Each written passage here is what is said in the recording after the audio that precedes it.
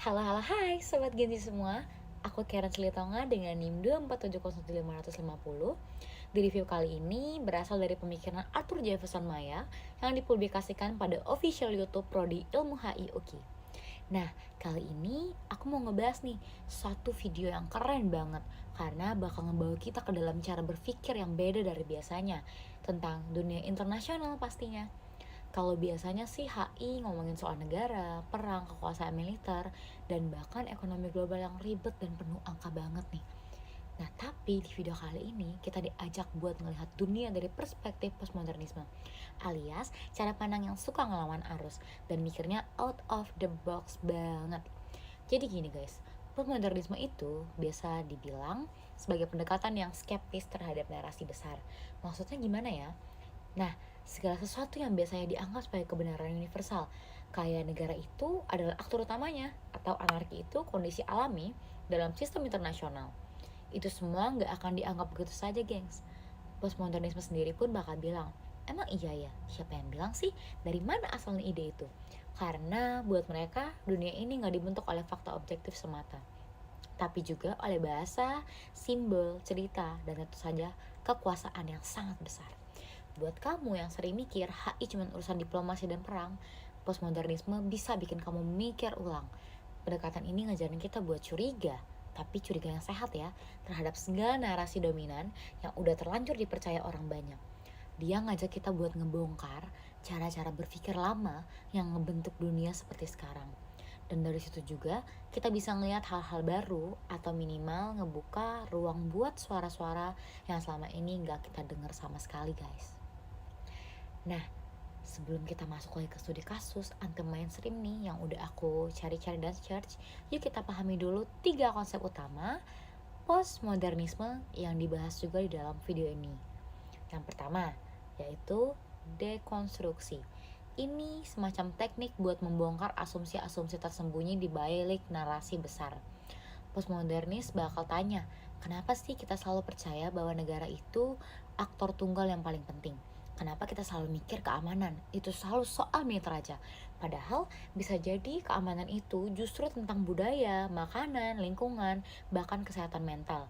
Rekonstruksi ngebantu kita ngupas satu persatu lapisan makna dalam konsep HI. Nah, wacana itu pun bukan cuma cara ngomong, tapi juga cara berpikir yang membentuk realistis. Misalnya istilah kayak poros kejahatan atau perang melawan teror. Bukan istilah netral. Itu semua menciptakan makna yang melegitimasi kekuasaan tertentu dan mendiskriminasi yang lain. Lalu yang terakhir ada identitas dan representasi. Postmodernisme percaya bahwa identitas baik negara, individu maupun kelompok itu cair dan dibentuk oleh interaksi sosial. Identitas bukan cuma soal paspor atau perbatasan nih, tapi tentang bagaimana kita melihat dan dilihat. Dan dalam hal ini relevan banget karena banyak aktor-aktor baru kayak NGO, gerakan sosial, bahkan selebriti juga bisa punya peran politik loh di lintas batasnya. Oke, studi kasus anti mainstream yang kali ini ada K-pop girl group sebagai aktor politik budaya transnasional. Yes, right, you're not wrong. Kamu gak salah baca. Kali ini kita gak bahas isu perang atau nuklir atau diplomasi yang berat-berat, tapi kita bahas fenomena K-pop girl groups kayak Blackpink, New Jeans, or aespa. Dan gimana sih how mereka bisa dianalisis dari pendekatan postmodernisme dalam hubungan internasional. Kenapa ini sangat menarik? Karena yang aku pikir sih K-pop bukan cuma musik, tapi juga fenomena global yang menyentuh budaya, ekonomi, gender, identitas, dan bahkan sampai relasi kekuasaan antar negara. Dan yap, grup K-pop ternyata bisa dibaca sebagai aktor dalam hubungan internasional kalau kita pakai lensa postmodern. Nah, konsep yang pertama adalah konstruksi. Gak semua soft power itu netral.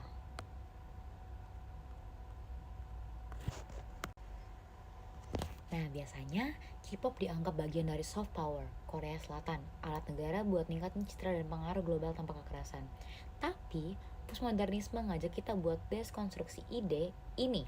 Emang sih soft power itu netral atau sebenarnya itu alat dominasi budaya yang halus? Kita lihat deh, banyak negara lain jadi kecanduan budaya Korea, dari bahasa, fashion, sampai operasi plastik. Bahkan industri K-pop udah jadi standar global. Baru soal kecantikan dan feminitas. Lalu siapa sih yang sebenarnya mendefinisikan cantik atau beautiful atau beauty? Kenapa semua idol cewek harus punya kulit putih, badan ramping, dan image imut tapi kuat? Di sini kita bisa lihat bahwa soft power juga membawa nilai-nilai tertentu yang bisa jadi menggeser budaya lokal dan memperkuat standar dominan yang problematik. Nah, di mana konsep kedua juga aku membahas wacana K-pop dan politik tubuh perempuan. Di sini nih, girl groups K-pop pun gak lepas dari konstruksi wacana tentang tubuh dan gender mereka sendiri. Postmodernisme pun akan bertanya, kenapa sih tubuh idol perempuan harus selalu dikontrol? Kenapa sih konsep pure but sexy jadi norma? Bahkan kontrak eksklusif yang membatasi kehidupan pribadi para idol dari pacaran sampai cara makan mereka adalah bagian dari kontrol simbolik yang kita ketahui. Di sini, tubuh jadi medan politik K-pop girl groups diproduksi, bukan cuman buat hiburan, tapi juga buat menciptakan fantasi budaya yang bisa dijual ke global audience. Dan ironisnya, perempuan muda di seluruh dunia pun justru ikut-ikutan nih menginternalisasi wacana ini, bahkan tanpa mereka sadari sedikit pun. Bahkan terkadang tanpa aku sadar pun aku terbawa-bawa arus nih guys, seperti girl group K-pop yang udah aku jelasin tadi. Nah, konsep yang terakhir ada identitas transnasionalisme dan representasi Asia. Di sisi lain, girl group K-pop juga menentang narasi identitas global yang selama ini didominasi Barat. Sekarang pun, anak-anak muda dari Meksiko sampai Mesir, bahkan Indonesia sendiri pun bisa dibilang bahwa panutannya adalah idol Korea atau girl group. Ini menunjukkan bahwa identitas budaya nggak lagi dibatasi oleh negara bangsa. Tapi tentu identitas ini juga dibentuk secara selektif. Nggak semua representasi Asia masuk radar global nih gengs. Biasanya yang lolos adalah yang sesuai dengan selera pasar kapitalis global, yang Asia tapi modern, yang eksotis tapi bisa dijual. Jadi, K-pop bisa dilihat sebagai cermin dari dinamika identitas yang cair, kompleks, dan penuh kompromi antar budaya. Oke, jadi kesimpulannya HI itu nggak selalu soal negara dan perang. Jadi, lewat studi kasus K-pop girl groups ini, kita belajar bahwa postmodernisme dalam HI ngajak kita berpikir lebih luas nih guys. Dunia internasional itu bukan cuma tentang pertemuan diplomatik atau invasi militer dan bahkan politik, tapi juga tentang video klip, bahasa tubuh, standar kecantikan, dan siapa yang punya hak untuk didefinisikan sebagai budaya global. Pendekatan postmodern membuka pintu buat kita memaknai ulang relasi kuasa, membongkar wacana dominan, dan memberikan tempat bagi aktor-aktor non-negara yang sebelumnya dianggap gak relevan sama sekali. Dan yang paling penting, pendekatan ini ngajak kita untuk terus bertanya, siapa yang membuat narasi ini sih? Siapa yang diuntungkan dan siapa yang dilupakan? Oke, sekian video dari aku. Semoga bisa membantu untuk belajar dan semoga suka. Bye!